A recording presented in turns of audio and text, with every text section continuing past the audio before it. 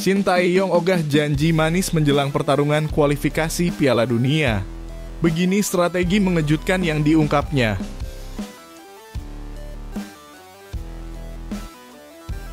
Shin Tae-yong pilih Wahyu Prasetyo di tengah krisis back.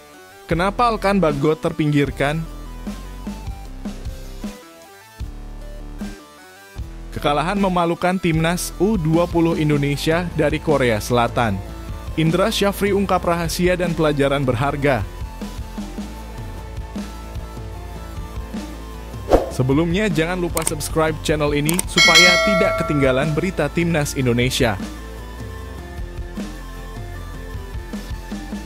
Shin Tae-yong ogah janji manis menjelang pertarungan kualifikasi Piala Dunia. Begini strategi mengejutkan yang diungkapnya. Tim nasional Indonesia bakal tampil di ronde 3 kualifikasi Piala Dunia 2026.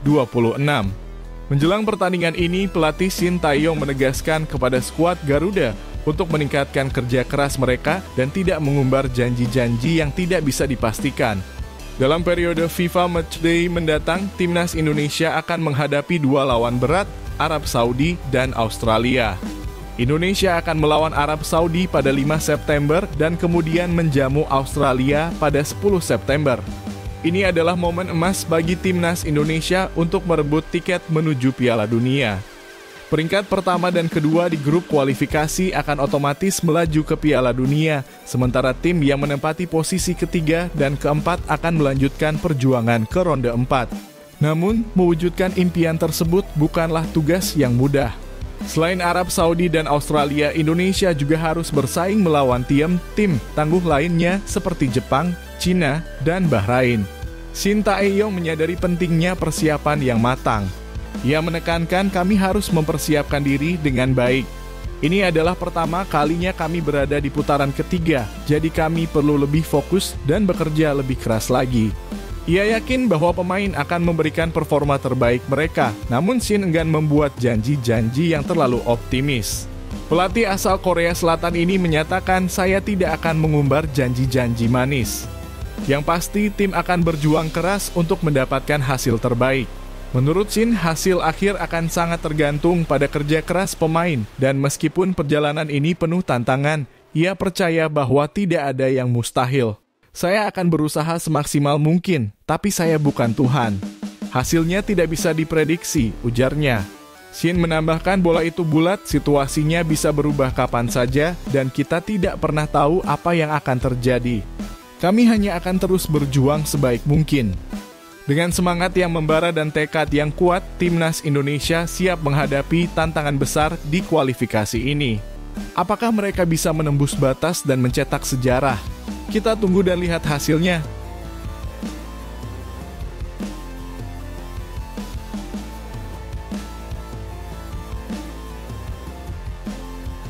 Shin Tae-yong pilih Wahyu Prasetyo di tengah krisis back.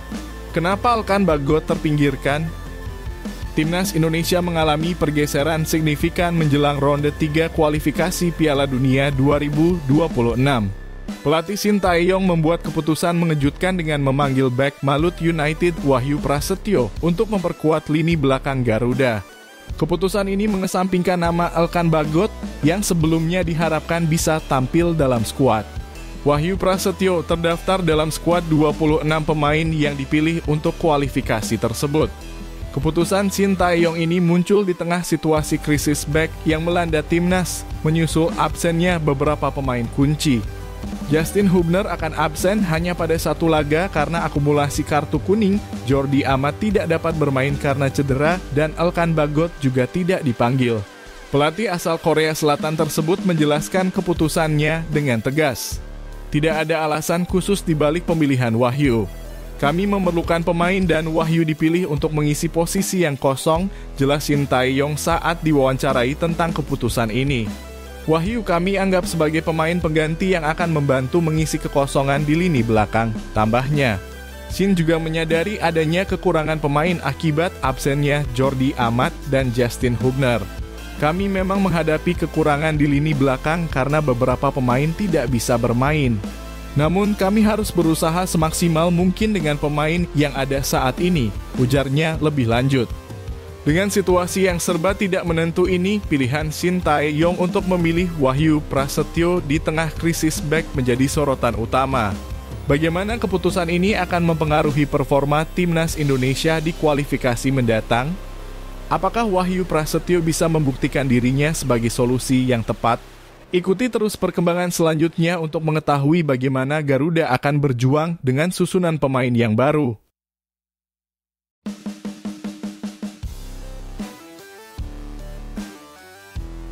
Kekalahan memalukan timnas U20 Indonesia dari Korea Selatan.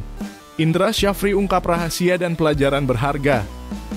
Pelatih timnas U20 Indonesia Indra Syafri berbicara terbuka tentang pengalaman timnya selama mengikuti turnamen Seoul Earth On Ice Cup 2024 setelah mengalami kekalahan telak 3-0 dari Korea Selatan.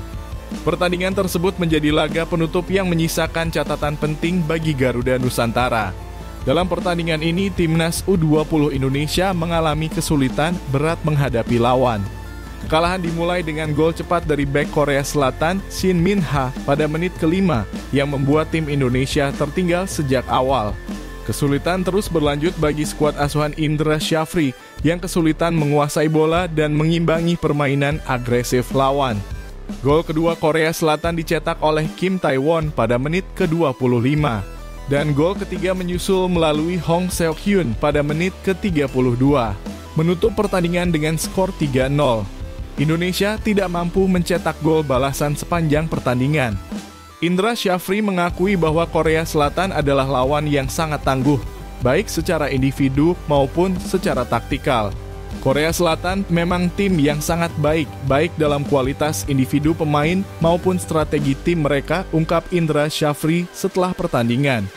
Pelatih asal Sumatera Barat tersebut mengakui bahwa meskipun timnya kalah, ada perkembangan positif yang dapat diambil dari pertandingan ini. Ia menilai bahwa meski banyak kesalahan yang dilakukan, timnas U20 Indonesia menunjukkan progres yang signifikan dari babak pertama hingga babak kedua. Pertandingan ini sangat berharga bagi kami. Meski kalah, kami bisa melihat kekurangan dan area yang perlu diperbaiki, tambah Indra Syafri. Menurutnya, turnamen ini merupakan bagian penting dari persiapan menuju kualifikasi Piala Asia U20 2025. Ia mengungkapkan rasa terima kasih kepada penyelenggara Seoul EOU Cup 2024 atas kesempatan yang diberikan, meskipun hasilnya tidak sepenuhnya memuaskan. Selama turnamen ini, timnas U20 Indonesia hanya berhasil meraih satu kemenangan melawan Argentina dengan skor 2-1. Mereka juga mengalami kekalahan 0-2 dari Thailand sebelum pertandingan melawan Korea Selatan. Kami berterima kasih kepada panitia yang telah mengundang kami untuk berpartisipasi. Banyak manfaat yang kami dapat dari pengalaman melawan tim kuat seperti Argentina, Thailand, dan Korea Selatan, kata Indra Syafri. Dengan keikutsertaan dalam turnamen ini, diharapkan timnas U20 Indonesia dapat memperbaiki kekurangan yang ada dan mempersiapkan diri lebih baik untuk kompetisi yang akan datang. Apakah mereka akan bisa membalikan keadaan dan menunjukkan performa yang lebih baik di masa depan? Waktu yang akan menjawab.